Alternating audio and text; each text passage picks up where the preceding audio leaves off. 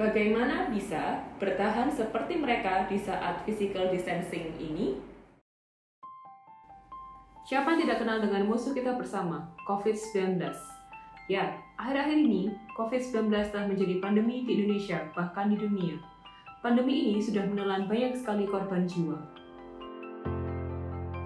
Dalam upaya untuk memutus rantai perkembangan COVID-19, salah satu hal yang harus diterapkan adalah physical distancing. Masyarakat dihimbau untuk melakukan aktivitas pendidikan dan pekerjaan dilakukan dari rumah atau work from home. Jika terpaksa keluar rumah atau bertemu dengan orang-orang, harus jaga jarak kurang lebih 1 meter dan wajib memakai masker. Waktu itu, setiap hari pengunjung selalu berdatangan untuk menikmati rawon di sini. Tetapi sekarang menjadi sangat sepi akibat physical distancing dari pandemi corona. Kedatangan satu pengunjung pun sangatlah bersyukur. Selain depot, restoran, warung, pertokoan, banyak usaha retail yang juga terkena dampak akibat physical distancing dari pandemi corona. Pembeli menjadi sangat sedikit, sehingga penghasilan mereka pun menjadi berkurang. Pengumuman dengan diberlakukannya physical distancing di Indonesia, kami dengan berat hati akan merumahkan semua pekerja di sini. Para pekerja pun menjadi korban karena harus kehilangan sumber mata pencahariannya. Sekarang, mereka harus berpikir apa yang harus dilakukan agar mereka tetap bertahan hidup untuk memenuhi kebutuhan keluarganya. Karena tidak ada pengunjung, maka kuah rawon masih tersisa sangat banyak. Muncullah ide saat sang ibu melihat video YouTube yang sangat menginspirasi. Kuah rawon tidak terbuang sia-sia, melainkan akan diolah. Kuah rawon akhirnya diubah menjadi bumbu yang berbentuk agak kental, yang dikemas dengan praktis supaya bisa dijual dan didistribusikan online. Pemilik toko tersebut tak kuat menahan rasa sedih saat melihat keadaan tokonya.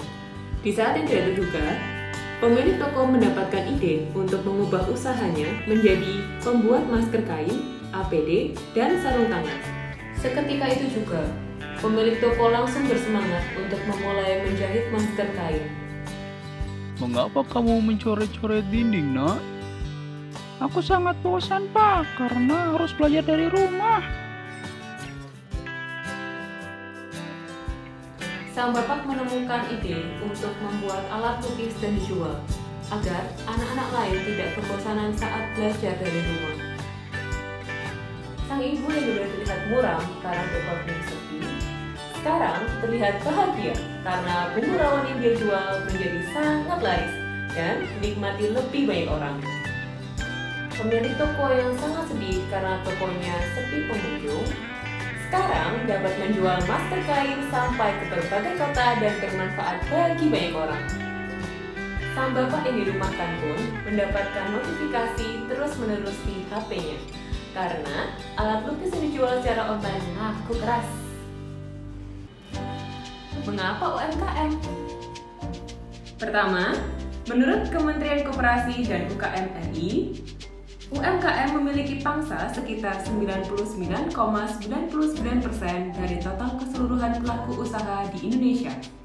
Selain itu, UMKM juga menyerap sekitar 97% tenaga kerja nasional.